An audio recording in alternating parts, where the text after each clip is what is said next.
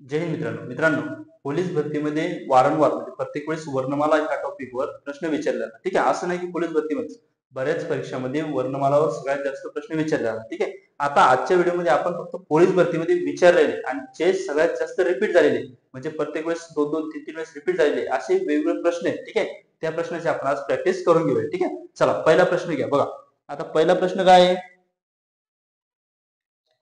तर बघा पहिला प्रश्न काय दिलेला आहे, ACFJO आणि ओच्या नंतर काही असं आपलं विचारलंय. ठीक आहे, बघा आता हे जे असे प्रश्न असतात त्यासाठी आपल्याला अल्फाबेट म्हणजे जे अक्षर आहे ABCD त्याच्याला कोणता नंबर आहे, म्हणजे A किती नंबरला आहे, B किती नंबरला आहे, C किती नंबरला आहे, असे XYZ किती नंबरला आहे, ह्या सगळ्या गोष्टी आपल्याला काय माहित पाहिजे. ठीक आहे, जर तुमचं पाठ असेल शक्यतो पाठ करून ठेवायचं, कारण वेळेला किंमत असते. बघा जर पाठ असेल तर चांगली गोष्ट आहे, जर पाठ नसेल तर काय करायचं माहिती का, A पासून Z पर्यंत ह्या गोष्टी काय करायच्या लक्षात ठेवायच्या. ठीक आहे, बघा A पासून Z पर्यंत कसं लक्षात ठेवायचं आहे, A ला 1 नंबर, B ला 2 नंबर, C ला 3 नंबर, याला 24 25 आणि 26. ठीक आहे, बरं ठीक आहे, असं माहित पाहिजे ना, तो उलट पण माहित पाहिजे. Z ला 1 नंबर, Y ला 2 नंबर, X ला 3 नंबर, त्याच पद्धतीने C ला 24 नंबर, B ला 25 नंबर आणि याला 26 नंबर, अशा पद्धतीने सुद्धा आपल्याला माहित पाहिजे. बघा सगळ्यात महत्वाचं हे पाठ करायचं. ठीक आहे, बघा जर तुम्हाला लक्षात राहत नसेल A पासून Z पर्यंत कोणता किती नंबरला येतो, हे जर लक्षात राहत नसेल तुम्हाला सांगायचंय कमेंट मध्ये, जेणेकरून मी तुम्हाला एक स्पेशल 1 मिनिटाचा व्हिडिओ बनवेल ज्याच्यामध्ये तुम्हाला सगळ्या गोष्टी सांगेल A पासून Z पर्यंत लक्षात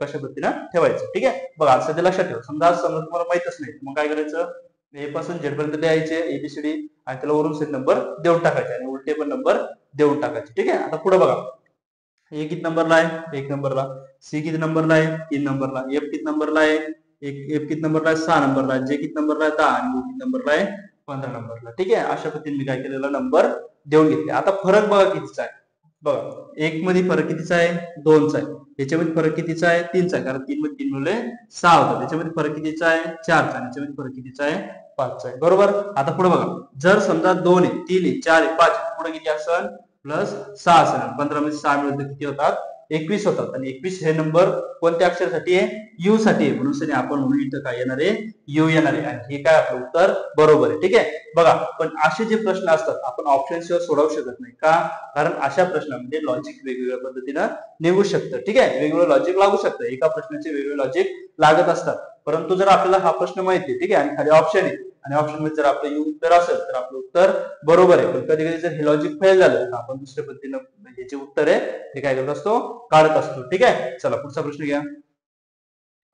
तर बघा अशा पद्धतीने आपल्याला एक प्रश्न दिला आहे AZCXEV आणि GT. ठीक आहे, आता आपल्याला ओळखायचं की GT नंतर काय. सगळ्यात पहिले बघा आता मी तुम्हाला सांगितलं 1 नंबर A नंबर कितीला आहे, 1 नंबरला. ठीक आहे, पण Z किती नंबरला आहे, 26 नंबर, C किती नंबरला आहे, 3 नंबरला, X किती नंबरला आहे, 24 नंबरला. ठीक आहे, X किती नंबरला आहे, 24 नंबरला, E किती नंबरला आहे, 5 नंबरला, B किती नंबरला आहे, 22 नंबरला. ठीक आहे, G किती नंबरला आहे, 7 नंबरला, T किती नंबरला आहे, 20 नंबरला. ठीक आहे, आता व्यवस्थित लक्ष द्या. बघा 1 3 5 आणि 7. बघा लक्षात घ्या, बघा 1 3 5 7 जे पहिलं अक्षर आहे, जे पहिलं अक्षर आहे बघा, हे पहिलं अक्षर आहे.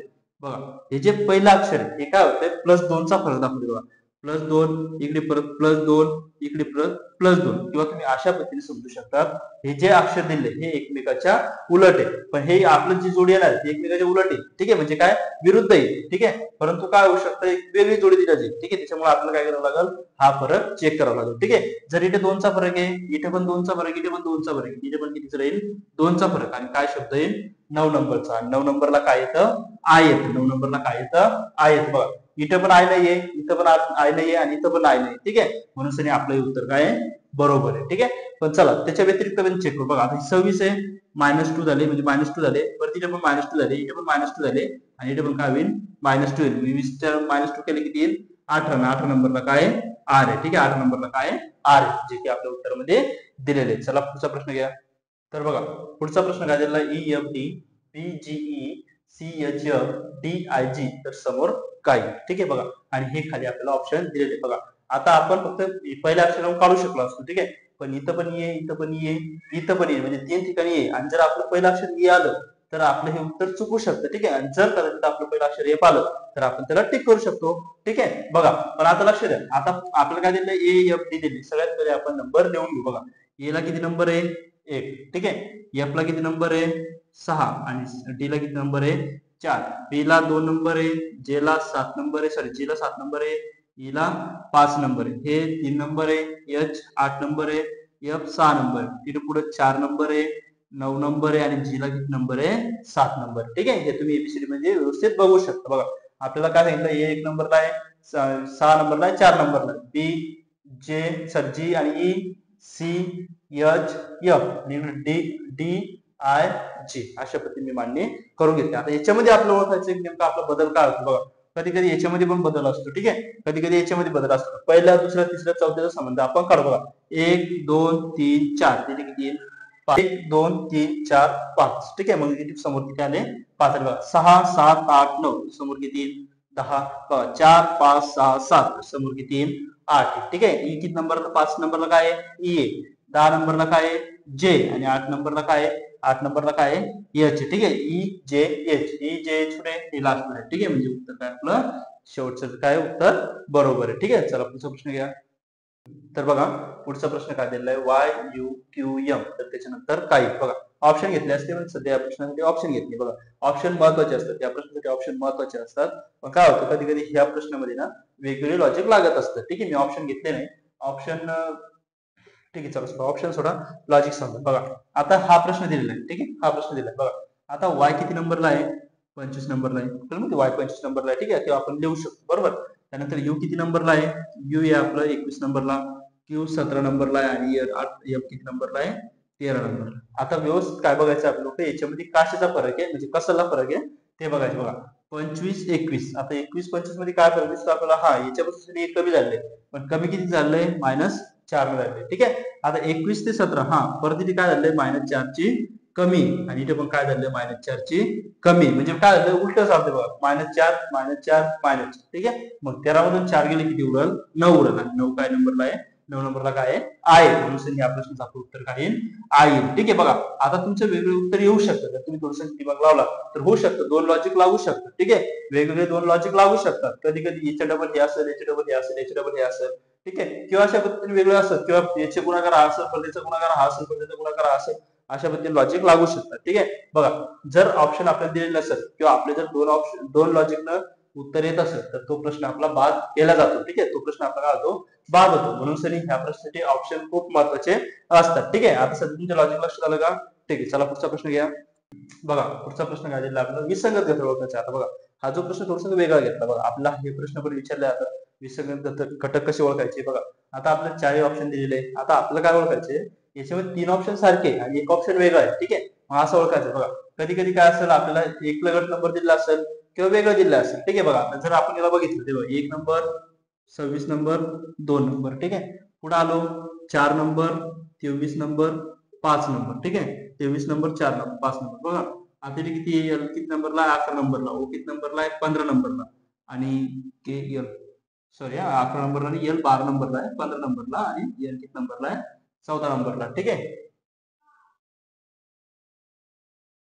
ठीक आहे ओके, आणि 7 नंबरला 20 नंबरला आणि 8 नंबरला. ठीक आहे, चला बघा आता मी तुम्हाला सगळे नंबर व्यवस्थित लावून दिले. तुम्ही स्वतः ओळखायचे की याच्यामध्ये काय डिफरंट आहे. ठीक आहे, डिफरंट काय दिसतंय बघा,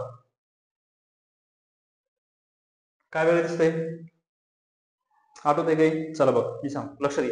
बघा 1 आहे 26 2. आता आपल्याला असं वाटू शकतं की 1च्या उलट 26 आहे. ठीक आहे, आणि 1च्या नंतर 2 आलं. बघा 4च्या उलट 23 येऊ शकतं, येतच 4च्या उलट 23 आहे आणि 23 म्हणजे काय शेवटून सरी 4 नंबरला काय येतं 23 नंबर येतो. ठीक आहे, आपल्याला उलट केलं तर आपल्या लक्षात येईल म्हणजे काय डीच्या उलट डब्ल्यू आणि डब्ल्यूच्या उलट डी. ठीक आहे, अशा पद्धतीने बघा.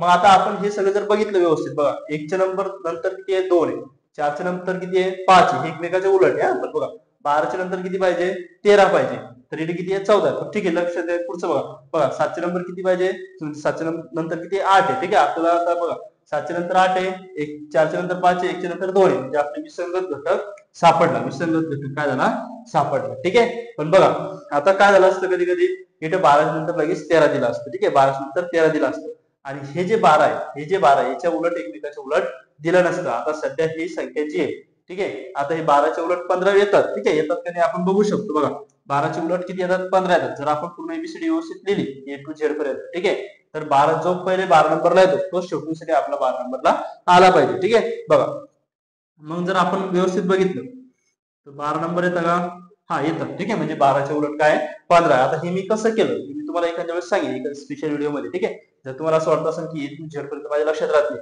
उलट कसं काढायचं ह्या सगळ्या गोष्टी जर तुम्हाला विस्तृत मध्ये पाहिजे असेल तुम्हाला कमेंट मध्ये सांगा, मी तुम्हाला व्यवस्थित समजून सांगेन, ठीक आहे. बघा मग आता हे हा ऑप्शन आपण का निवडला किंवा हा ऑप्शन आपण का निवडला बघा.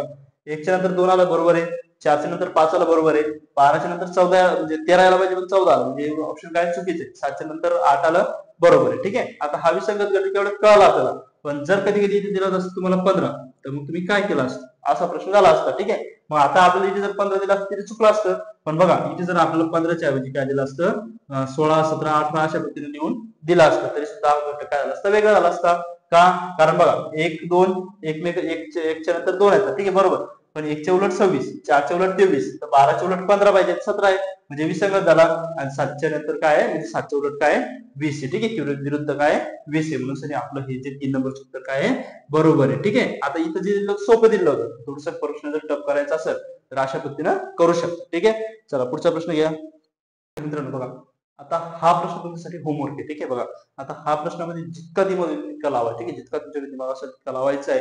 आणि ह्या प्रश्नाचं उत्तर मला ऑप्शन ला पण सगळ्यात महत्वाची गोष्ट चिटिंग करायची नाही, कारण हा प्रश्न विचारलेला आहे त्याच्यामुळे बघायचं नाही, ठीक आहे. बघा हा प्रश्न तुम्ही जितका दिमाग तितका लावायचा आहे, ज्या पद्धतीने सांगितलं त्या पद्धतीने सोडवून बघायचा आहे किंवा तुमच्या पद्धतीने सांगायचं की याचं उत्तर काय आहे आणि त्याचे लॉजिक सुद्धा सांगायचं की या प्रश्नामागे लॉजिक काय होतं ते मला कमेंट मध्ये सांगायचं आहे. त्यानंतर प्रश्न म्हणजे जे तुमचे जे टॉपिक असेल ते जो टॉपिक तुम्हाला आवडत असेल बुद्धिमत्ता असेल किंवा गणिताचा असेल जो टॉपिक तुम्हाला आवडत असेल ते मला सांगायचंय जेणेकरून मी त्या टॉपिकवर नेक्स्ट व्हिडिओ घेऊन येईल, ठीक आहे. चला.